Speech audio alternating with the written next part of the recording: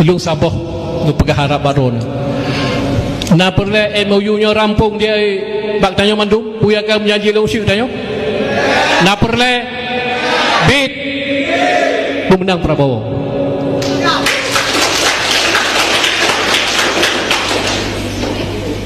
Karena goknya takkan komit sabahuro kamu lajak bak merumpuk donian mungkin na drone tak kali antara Long Abu Rada Wali Ketua DPR yang salah batik kamu pegah bendera berji gimana cara Pak Prabowo nyan icok imak yuji yo ke bendera yang pemenang lung di Aceh yo ke bendera yang pemenang lung di Aceh 85% cok isau lambe sabotu yang perintah mat teo yo hana selesai perkara